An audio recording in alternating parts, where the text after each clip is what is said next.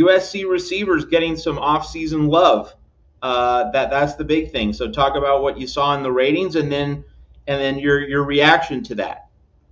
Yeah, so the first tweet that caught my eye was a tweet by Pro Football Focus about Makai Lemon. Let me grab a little screen share real quick so everyone can see. Um, there we go. So essentially, yeah, they had Makai Lemon right there as number one on their top 10 list of receivers for the 2026 NFL draft. Obviously, it's pretty early, but you have him above some, big guys like Jordan Tyson, who's pretty well regarded, guys like that. So, pretty eye catching when you see a tweet from Pro Football Focus with a USC wide receiver. They have Makai Lemon all the way up there at number one. But that wasn't the only thing that I saw today. I also saw an ESPN article, which I can switch over to that really quick as well. That had uh, that had Jacoby Lane at number one. Um, as you can see right here. Again, above Jordan Tyson, kind of ironic, right above Jordan Tyson. Jordan Tyson's getting ranked under a USC wide receiver both times there. But yeah, so just two different two different very well regarded publications that have USC receivers at number one. I think the other thing that's interesting to point out here is this other guy doesn't have Jacoby Lane or Makai Lemon in his list at all. And if you go back to the Pro Football Focus, which I'll share just because it's a little bit nicer to look at here, um, they didn't have Jacoby Lane on their list at all either. So, I mean, that's kind of part of the game. It's the off season. A lot of people have a lot of different opinions. They're not, seeing these players hit the field yet. They're betting a lot on potential over results with both of these guys because these are guys that have shown flashes, but they're not 1,000-yard receiving guys yet, obviously. So, you know, can't really have any secure bets yet, but I think it's still pretty exciting to see two really well regarded, media companies who have covered the sport for a really long time, thinking pretty highly of these USC receivers. I think Makai Lemon to me feels like more of a sure bet to be in on the top of some NFL draft boards here when next May rolls around. But I think that Jacoby Lane obviously was more dominant at times for sure. I think Makai Lemon put together more of a consistent performance, but Jacoby Lane, was really productive in the red zone and has just kind of the potential that obviously has a lot of gets people's eyeballs going. I think in the ESPN article, they ranked Jacoby Lane number one, but then they also said that he was the toughest player to rank just because he showed so much potential, but hasn't really put together any consistency yet. So I just think it's exciting. I think, I'd agree. I think these are two really talented wide receivers that deserve this recognition for sure. I don't, I don't think that it's too crazy to have them on these lists. I think that they deserve it. They've shown a lot of potential. They are two guys who have the most potential in all of college football. But I do think it's also interesting to see how kind of all over the place some of these lists are. So, but yeah, what are your thoughts, Matt? Before I give my thoughts, Ethan, we have not been getting many super chats, and keep in mind that we had a show a year ago with Tim Prangley, which, we got a lot of super chats. Like we had really developed something, but of course, then that got interrupted. The USC channel was basically off the air for a few months. You and I started like a month and a half ago. So like we're trying to rebuild. So Willie Permore, the $5 super chat. Thank you so much. It's very generous. It's very thoughtful. Like your loyalty to the USC channel here at the Voice of College Football, very greatly appreciated, Willie. Like longtime viewer from last year's previous iteration of the show, now carrying over to the new show, and you're supporting Ethan Inman. Like I'm the old guy. Ethan's the new guy, so I take this as a sign that you really liked Ethan's analysis, which I certainly do. So, Willie, thanks for your show of support. We really appreciate that here at the Voice of College Football. So, Ethan, my reaction is simply that, when you talk about, you don't have both receivers on these lists and you have some omissions from these lists. what really stands out to me there is it might not necessarily be a verdict on how good these receivers are. It could be a verdict on Jaden Mayava. It could be a verdict on Lincoln Riley, who stunk it up as a play caller last year.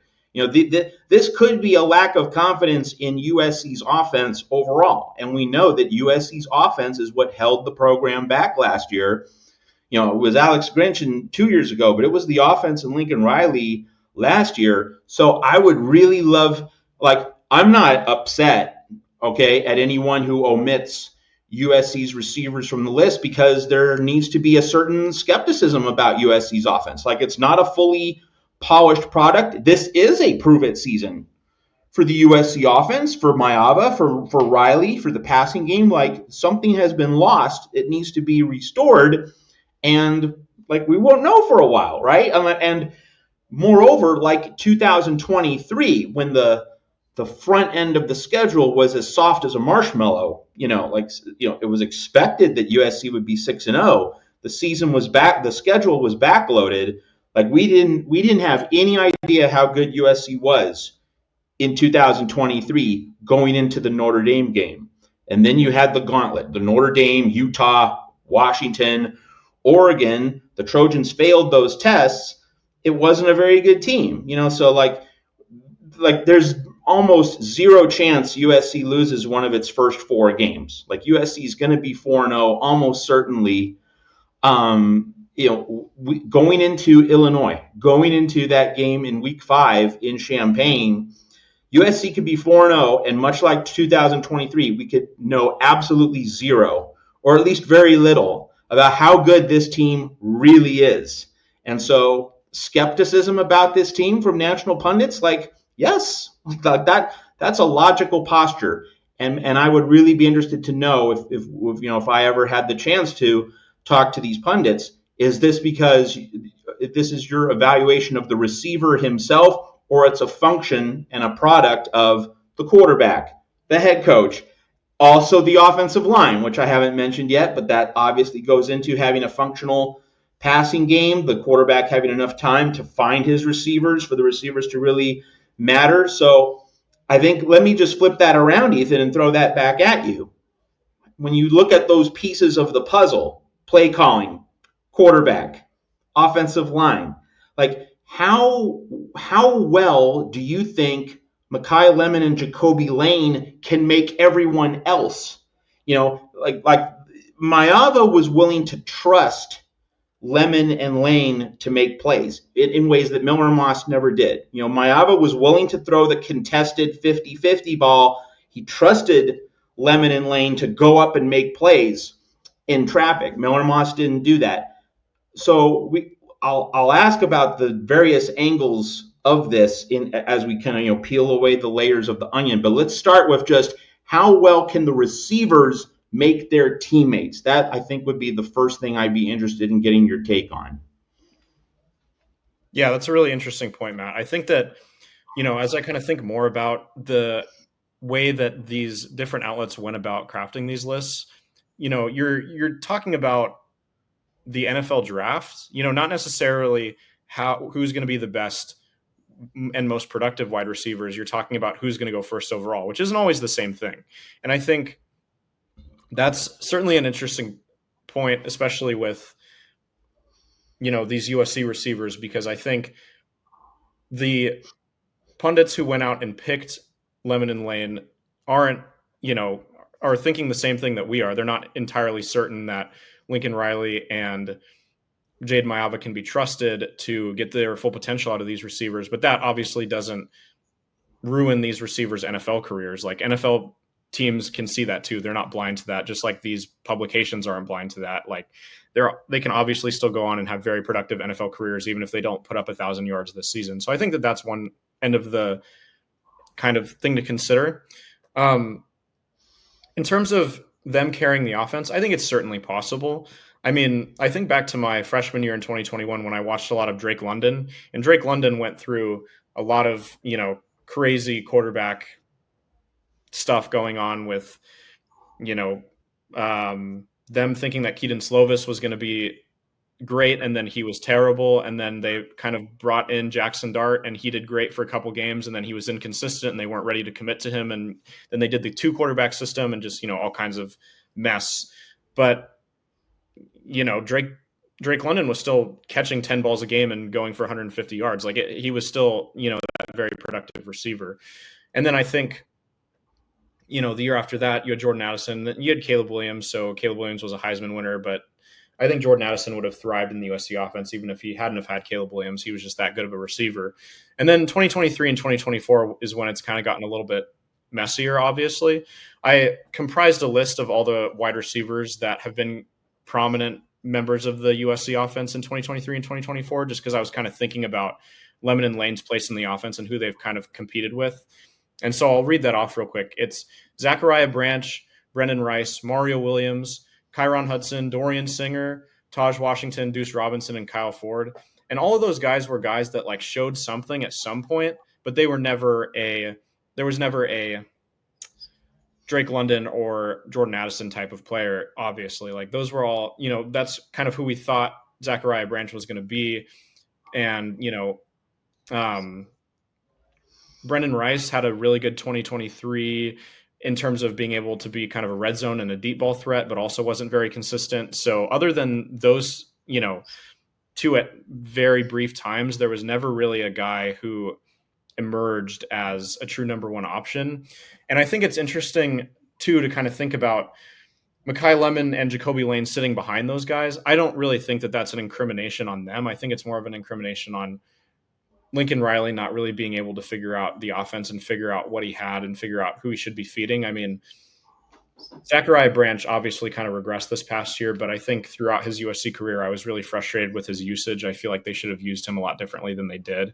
And I think that could become a problem this year. I think, and I haven't seen enough out of these receivers to, kind of fully back them as guys who are going to be dominant, even if the offensive play calling or the quarterback play is inconsistent. But what I will say is I think that they come in to 2025 as the clear number one guys. They're going to be the top two wide receivers on this team. Like I said, in 2023 and 24, I don't think there was as clear of that. There was some veterans in the room because you had guys like Taj Washington and Brennan Rice. And, there was some freshmen who showed some flashes. I'm sure, and I mean, we heard all the reports coming out of practice about Zachariah Branch and how incredible he was. And then he showed flashes in games. So there was a lot of guys that I'm sure Lincoln Riley saw as having the potential to be those number one and number two guys. But like I said, there was never a clear Drake London, Jordan Addison type of guy. And I think even though these guys, Makai Lemon and Jacoby Lane, haven't necessarily shown the Drake London and Jordan Addison type of skill, they still come into the season as these are our guys, and whoever kind of falls in line behind them, it's just kind of the way that things have worked. The other guys who had potential to step up in Zachariah Branch and Deuce Robinson, they took off this offseason. So it kind of left those as these are the guys who are left who have been productive, who, have put together the kind of seasons that have been at least decently good to where we can trust them. I mean, Jacoby Lane had only 525 yards last year, but had 12 touchdowns. So he was a great red zone threat. And then Makai Lemon had over 750 yards and had several games over 100 yards receiving. So they're guys who have shown production at a level that not a lot of other USC guys have. And they've also shown potential because they put together those numbers, not just on, mediocre production over the course of the season, mediocre but consistent production. It was more, they had some highs and they had some lows, but their highs were really high. So I think that, to me, at least sitting from my seat where I am right now, they seem pretty clear number one and number two guys, and that will be to their benefit in terms of their productivity this season.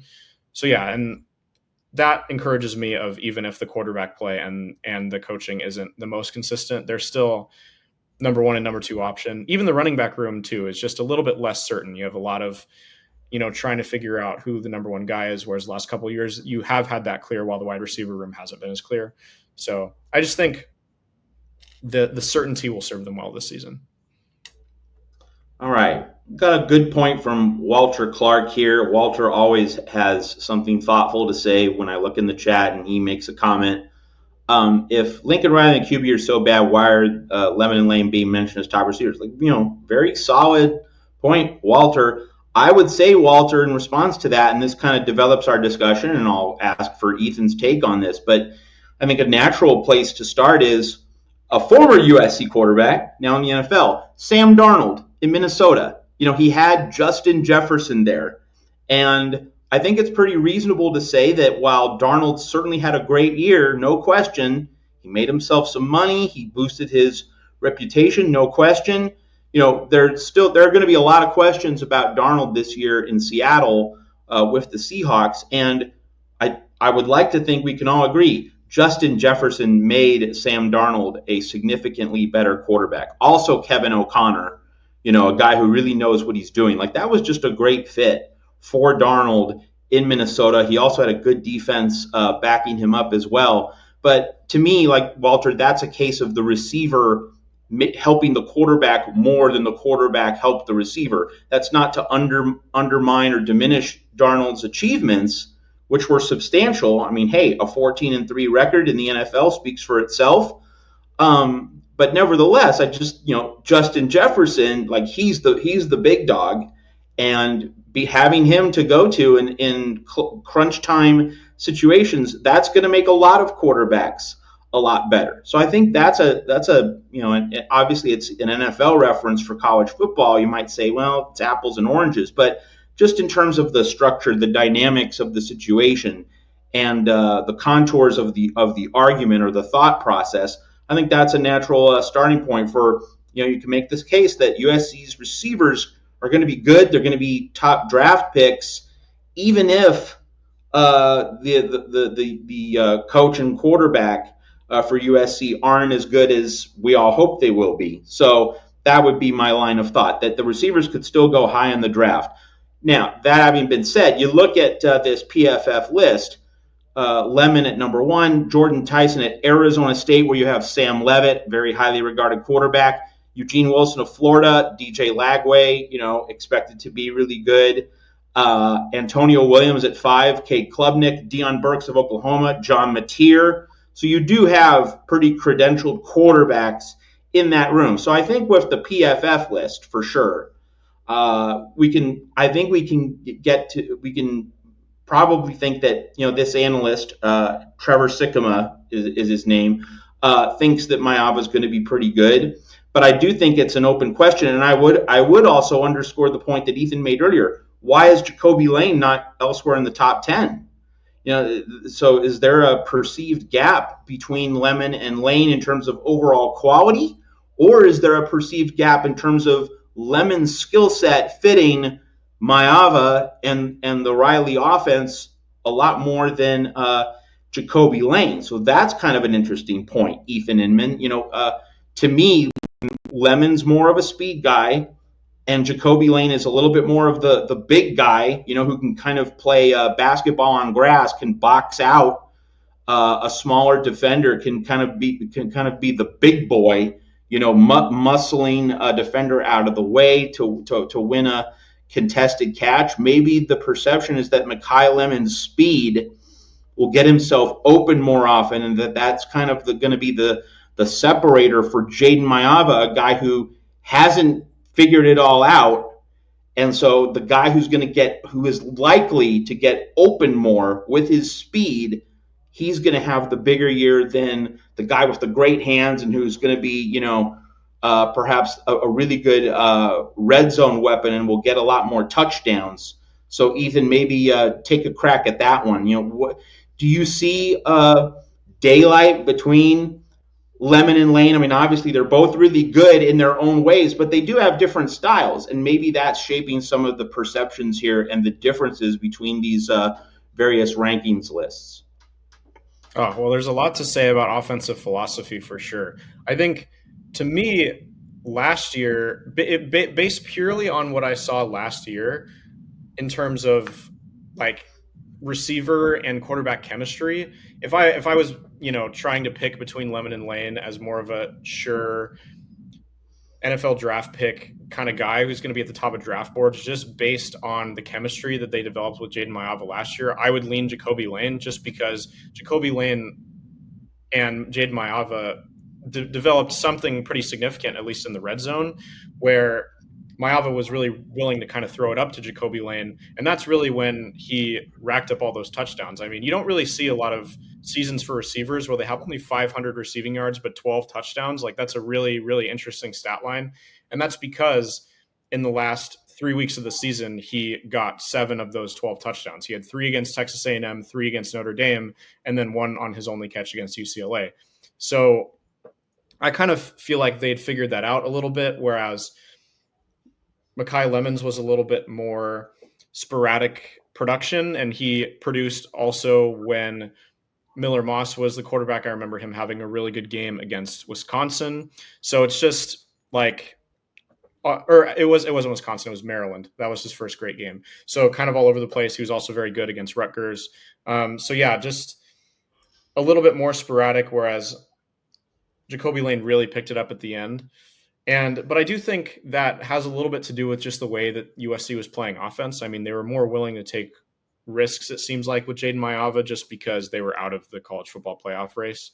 And so Maiava was making a lot of throws that I certainly would hope he, was doing just because he knew he could take some risks and he's not going to take some of those same throws. I mean, we want him throwing deep balls, don't get me wrong, but we don't want him throwing into double and triple coverage, obviously. So I would think maybe you think Makai Lemon over Jacoby Lane just because you think that offensive philosophy isn't going to hold up and it's going to be a little bit more, West Coast offense type, getting the ball out to the edge, shorter passes, getting Maiava in rhythm before you start taking any, deep shots. But I would just think so. Yeah, I think that's probably why you would then go to Makai Lemon over Jacoby Lane. So yeah, a lot of offensive philosophy to think about. It also really just depends on how the season goes. If you're rolling in the beginning of the season and then you kind of come up on some of these bigger games and you have put a decent season together and you're trying to still compete for a college football playoff, then maybe you're taking less risks. And then someone like Makai Lemon gets the ball more, a guy who can not only, be a downfield threat, but like I said, be a threat on the edge and also, maybe run the ball a little bit. He also returned some punts and kicks last year. And then, we've seen how in some of the more meaningful games, Lincoln Riley really froze up in the red zone last year. Whereas at the end, like I said, he was willing to take more risks. And that's when we saw those kind of 50-50 balls thrown to Jacoby Lane in games like the Notre Dame game that didn't matter. So I don't know. I mean, there's a lot of different hypotheticals there. I hope they both do great. I hope they both have 1,500 yards receiving and 15 touchdowns each, and that they're just like the best dynamic duo in all of college football, and they go number one and number two. But yeah, I mean, it definitely remains to be seen, and I think the way that the season goes will really determine what we see from them as well, for sure. Okay, just a couple quickies, not long answer questions, but just statistical questions, and more specifically statistical predictions. I think the conventional wisdom going into this season would be that Makai Lemon's going to have more catches than Jacoby Lane, and Jacoby Lane's going to have more touchdowns. Do you agree with the conventional wisdom? Absolutely. I mean, that's what you saw on paper last year. That is how they compare as, receivers. Someone like Makai Lemon is a guy who you want to get the ball in space, whereas someone like Jacoby Lane is a guy you want to be pretty consistently targeting in the red zone just because of his size and his hands. So yeah, I would think so for sure.